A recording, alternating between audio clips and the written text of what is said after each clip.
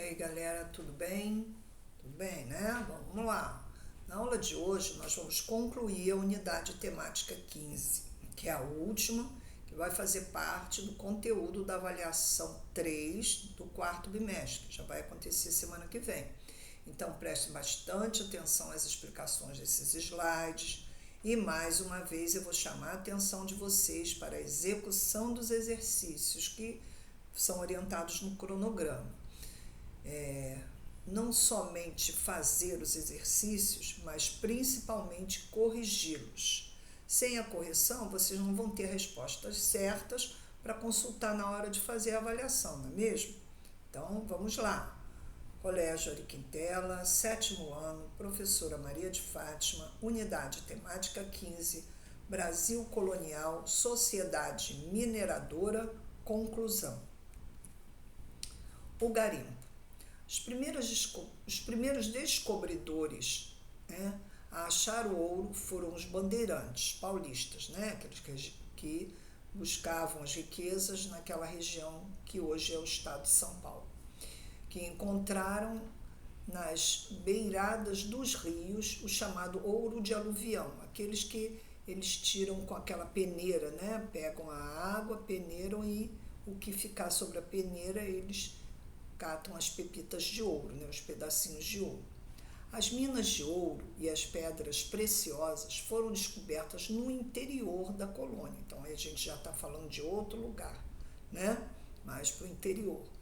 Os locais de difícil acesso, onde a mineração nas encostas das montanhas eram perigosas, em virtude do risco de desabamento. À medida que a escavação avançava em túneis que se formavam dentro das montanhas. Nesses locais, o trabalho infantil foi bastante utilizado por causa do menor tamanho das crianças que conseguiam entrar nos buracos de pequenos para achar o ouro. Olha só, pegavam as crianças, escavavam a pedra, a gente vê assim, mais ou menos nessa imagem, se vocês ampliarem bastante, vocês vão ver alguns buracos aí na pedra, onde eles mandavam as crianças procurarem, então, o ouro. Então, nessa imagem de os Rugendas, a gente vê a lavagem de ouro em Itacolomi, E esse quadro está na Biblioteca Municipal de São Paulo. O nome da biblioteca é Mário de Andrade.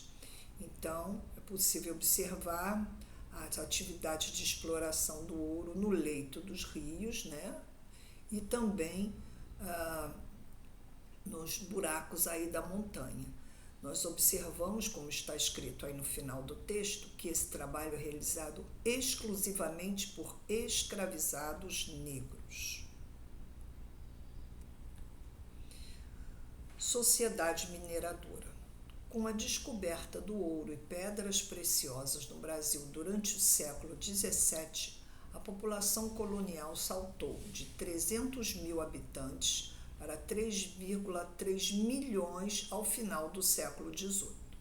Os principais motivos desse crescimento foram: ocorreu um grande afluxo de pessoas para a região central da colônia. Então, inicialmente, a população que vivia no Brasil, que veio de Portugal, ocupava o litoral, mas com o descobrimento do ouro, todo mundo foi para a região central, E na região das Minas Gerais estabeleceu-se uma sociedade urbana, da qual faziam parte os grandes proprietários das minas e de escravizados, os funcionários públicos, os profissionais liberais, que eram carpinteiros, ferreiros, ourives, boticários, pessoas ligadas às farmácias, os trabalhadores das minas alforriados, que eram escravos libertos, e outros escravos que não eram libertos. Na sociedade mineira havia certa mobilidade social que não era encontrada na sociedade açucareira. Então, os escravizados, eles podiam comprar sua alforria, se tornarem livres. Isso significa mudar a sua condição social, de escravo preso a um senhor para ser um escravo livre e buscar a sua própria riqueza. Escravizados conseguiam comprar a sua alforria, ou seja, a sua liberdade, e continuar explorando o garimpo. As mulheres tinham maior participação na sociedade e maior liberdade de atuar na economia. As mulheres vendiam coisas, comidas principalmente, para abrigar também aqueles que iam buscar o ouro na região centro-oeste e também em Minas Gerais. O Arraial de Bom Jesus do Matozinho, atualmente, que é a cidade de São João del Rei, Minas Gerais, mostra aí nessa imagem que os arraiais e as vilas e cidades surgiam na região de Minas Gerais e permaneciam isolados no interior da colônia, fato que dificultava a fiscalização e a vigilância da coroa portuguesa. Então, aí ao lado nós vimos mais uma imagem de rugendas do Arraial do Bom Jesus, que é de uma coleção particular.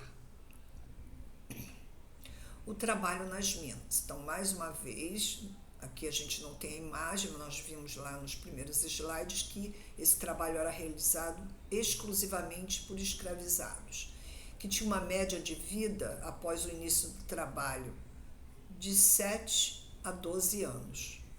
Depois que começavam a trabalhar, normalmente conseguiam sobreviver essa quantidade de anos, porque o trabalho era muito árduo, como está dizendo aí, o trabalho era intenso, muitas horas, sem nenhum tipo de cuidado, higiene, etc. Condições duras da sobrevivência. Então, os escravizados tinham muita dificuldade para sobreviver, mesmo trabalhando bastante, eles tinham pouca alimentação, higiene e eram acometidos também de doenças. A alimentação, como eu disse, era insuficiente e deteriorada, porque até chegar lá no interior ela chegava estragada. As doenças mais comuns eram as doenças pulmonares, a malária e a disenteria e mais outras, né? O descanso dos domingos e nos dias santos nem sempre eram concedidos, mas, de uma maneira geral, as igrejas, nesse momento, atuavam para dar um descanso para esses trabalhadores. Não se concretizava, pois muitas vezes eles eram obrigados a realizar os outros tipos de serviço. Então, aquilo que eu falei, o descanso nem sempre era dado. A igreja forçava uma barra junto aos senhores desses escravos, mas nem sempre, muitas vezes, eles eram obrigados mesmo a trabalhar. Acabou a missa e iam para as minas trabalhar, né, nesse trabalho árduo aí que nós estamos descrevendo. O Barroco mineiro. O Barroco foi um estilo artístico surgido na Itália durante os séculos 17 e 18 e que se propagou em toda a Europa.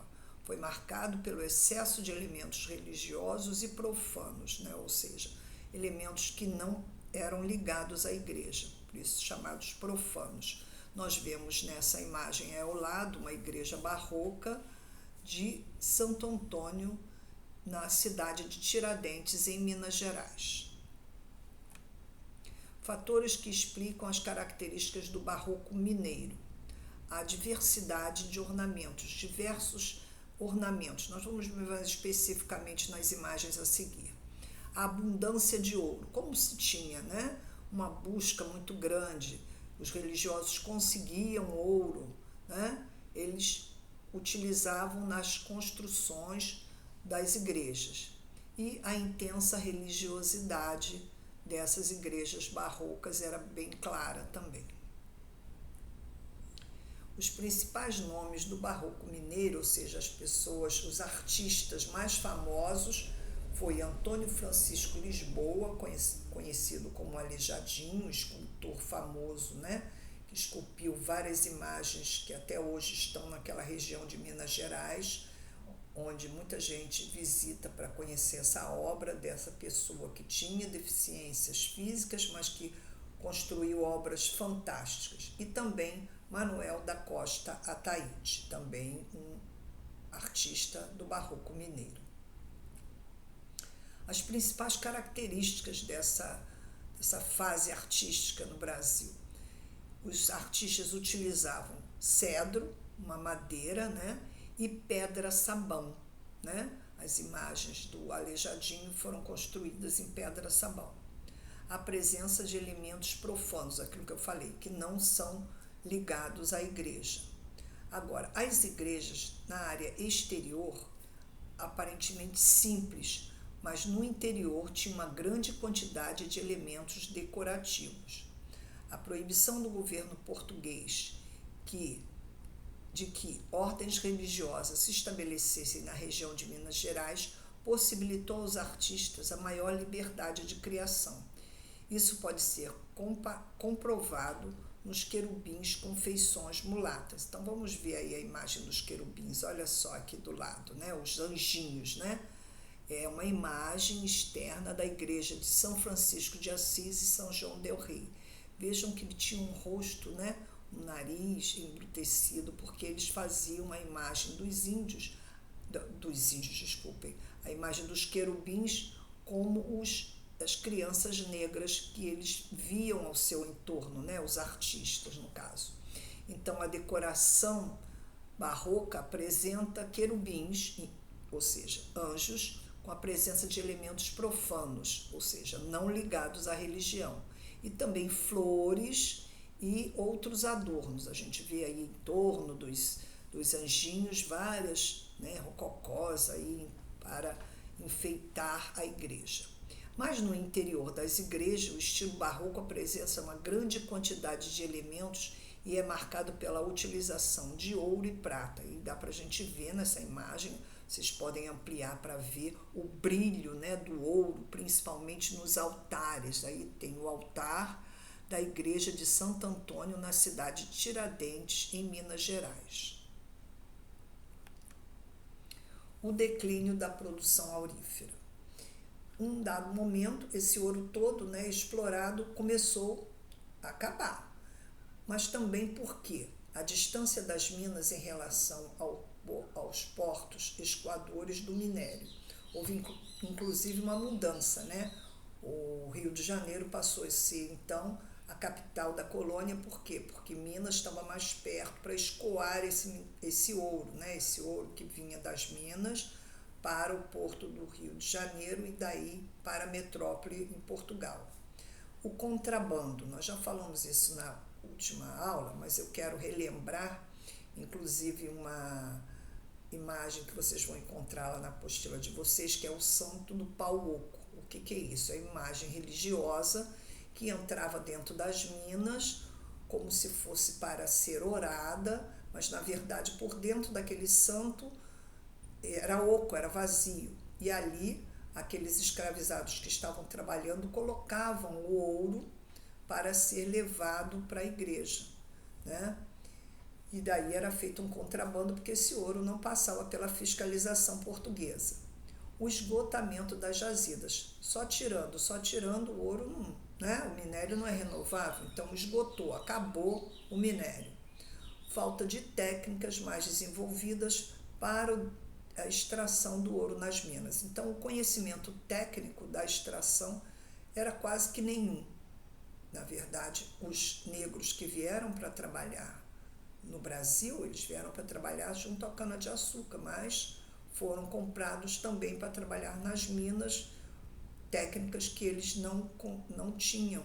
Então, essa técnica não sendo desenvolvida, esse ouro acabou e o período da mineração no Brasil declinou.